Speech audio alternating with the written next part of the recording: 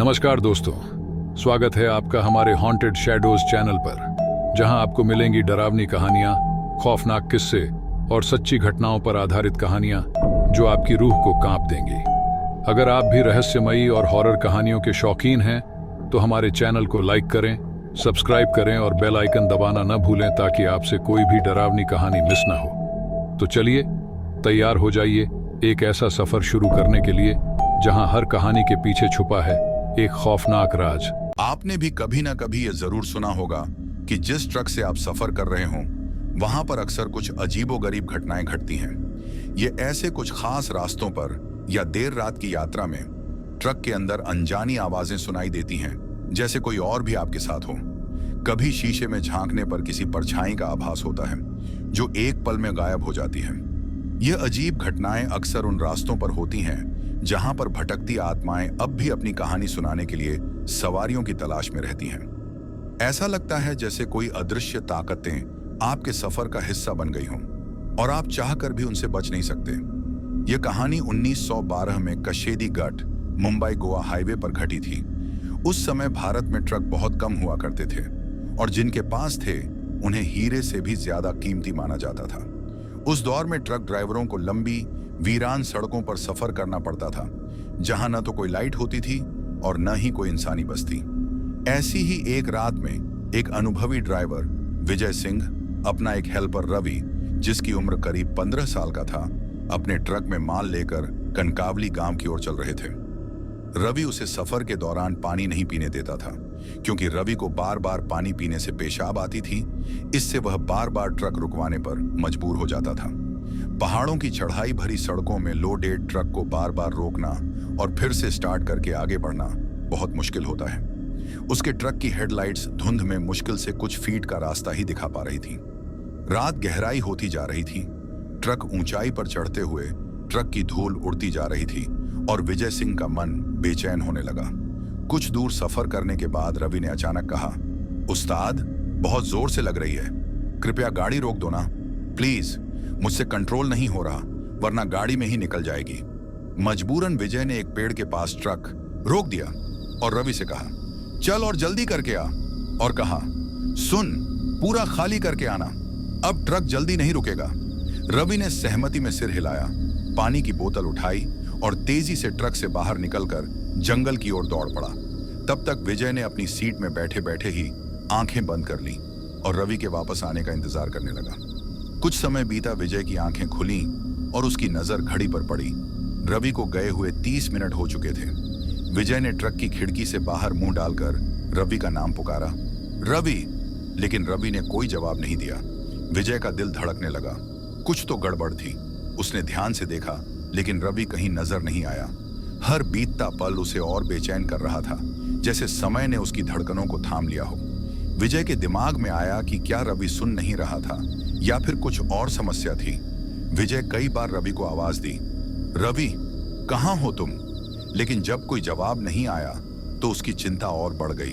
उसने ट्रक से नीचे उतरकर जंगल के अंदर जाने का निर्णय लिया। जंगल की खामोशी ने उसे और भी चिंतित कर दिया। टॉर्च की रोशनी चारों तरफ फैलाई, मगर दूर दूर तक रवि का कहीं कोई हलचल नहीं थी।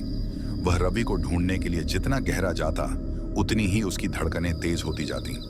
अजीब बात थी, क्योंकि अगर रवि को शौच करने जाना था तो इतनी दूर क्यों जाता जहां ढूंढने पर दिखाई ही न दे, और आवाज देने पर वह जवाब तो देता, फिर रवि गया तो गया कहां? यह तो सामान्य नहीं है। उसके मन में कई ख्याल आने लगे।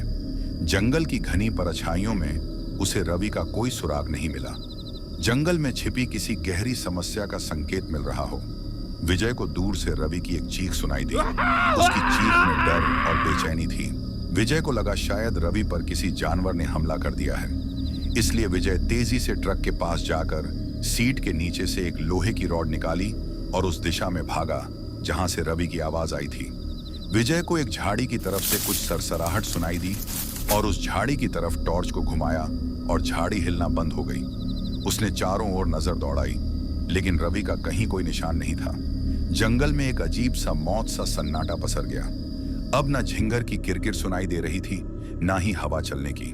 जंगल के पेड़ मानो जैसे एकदम स्थिर हो गए थे। ऐसा लग रहा था मानो जैसे उस जंगल का हर एक पेड़ हर एक पत्ता विजय को ही घूर रहा था, उसकी हर हरकत पर नजर रखे हुए। तभी विजय के ऊपर कोई बहुत ही जोर से झपटा। उसके होश उड़ गए और वह चौंक कर पीछे पलटा। उसे समझ नहीं आया कि यह क्या है, तो उसने देखा कि वह अभी भी ट्रक के अंदर ही अपनी सीट में बैठा हुआ था और रवि उसके कंधे पर हाथ रखकर उसे जगा रहा था। उसका दिल तेजी से धड़कने लगा और उसने अपने मन में उठते डर को दबाने की कोशिश की। तभी रवि ने पूछा, अरे उस्ताद, क्या हुआ? कोई सपना देख रहे थे क्या? चलो, अब लेट नहीं हो रहा है क्या? विजय के चेहरे पर पसीना आने लगा। उसे समझ आया कि वह अब तक एक सपना देख रहा था। उसने फिर से ट्रक स्टार्ट करके आगे बढ़ गया। थोड़े समय बाद विजय ने रवि से पूछा, तू कहाँ चला गया था? तो रवि बोला, कहीं नहीं, मैं तो कब से यहीं था, केवल इंतजार कर रहा था किसी के आने का, कि कोई आए और मुझे यहाँ से बाहर निकाले। विजय को रवि की यह बात बहुत अजीब लगी। विजय ने एक नजर रवि की तरफ देखा और बोला, ये कैसी बहकी बहकी बात कर रहा है तू? उसकी आवाज में चिंता और हैरानी दोनों थी, जैसे उसने कुछ बेहद भयानक देखा हो। जंगल का सन्नाटा और रवि की अजीब बातें मिलकर एक अजीब सी स्थिति बना रही थी। विजय ने रवि की आंखों में डर की झलक देखी और पूछने लगा, जंगल से कुछ सूंघ के आया है क्या? रवि ने कोई जवाब नहीं दिया, बस अजीब ढंग से विजय को ही घूरता रहा। विजय ने रवि को इग्नोर किया और वापस ट्रक चलाने में ध्यान देने लगा। रवि अजीब हरकतें कर रहा था, कभी अपना बैग, कभी विजय का बैग खोलकर कुछ ढूंढने लगता है। विजय ने उसे टोक कर बोला, अरे वह मेरा बैग है, उसमें क्या देख रहे हो? उसमें तेरा कुछ नहीं है। फिर भी रवि ने कोई जवाब नहीं दिया। तभी रवि को एक बैग में कच्चा चावल दिखाई दिया। उसने एक मुट्ठी चावल निकाला और मुंह में डालकर उसे चबाने लगा। यह हरकत करते देख विजय ने रवि से कहा, अबे तेरे ऊपर कोई भूत वूत तो नहीं आ गया? ये कच्चा चावल क्यों खा रहा है? रवि ने कोई जवाब नहीं दिया। विजय को रवि पे नजर रखने के साथ साथ ट्रक भी चलाना पड़ता था।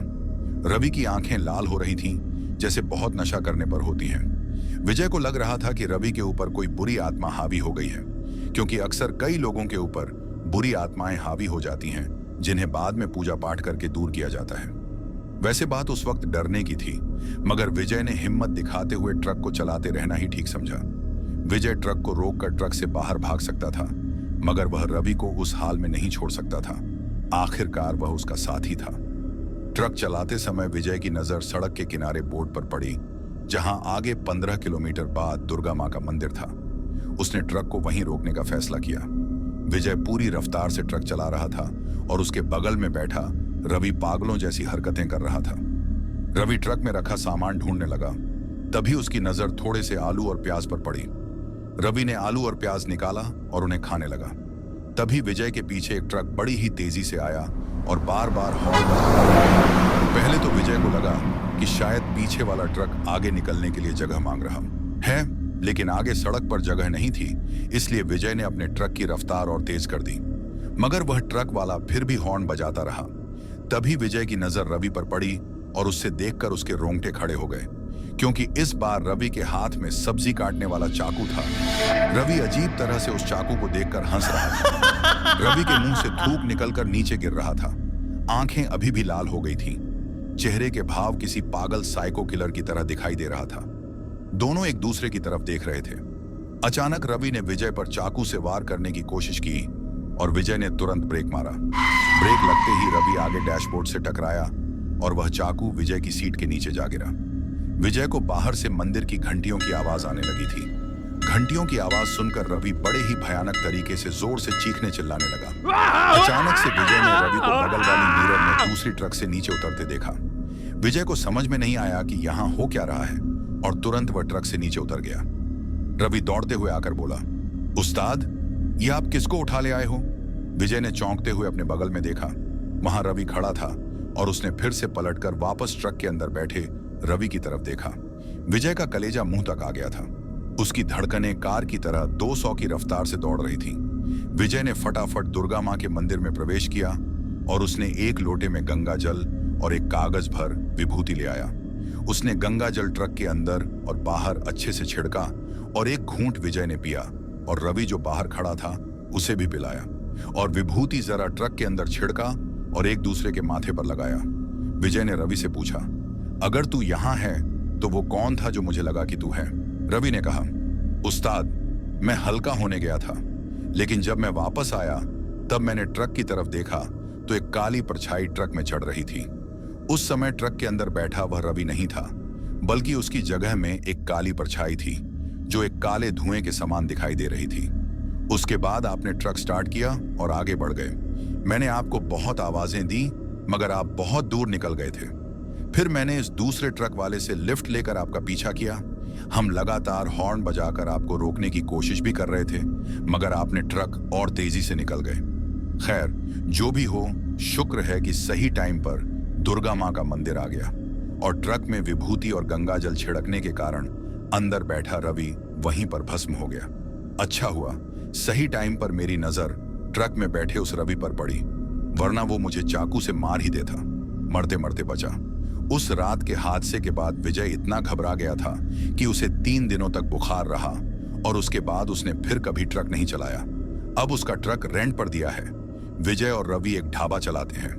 मेरी यहां पर आकर सिर्फ इतनी रिक्वेस्ट है कि कभी भी किसी अज्ञात चीज की अनदेखी नहीं करनी चाहिए, भले ही वह किसी भी रूप में हो। सच्चाई को पहचाने, सावधानी बरसे और हमेशा अपने आसपास की चीजों पर और माहौल का ध्यान रखना ही सबसे महत्वपूर्ण है। क्या पता अगली बार जब आप ट्रक में बैठें तो क्या सामना करना पड़े।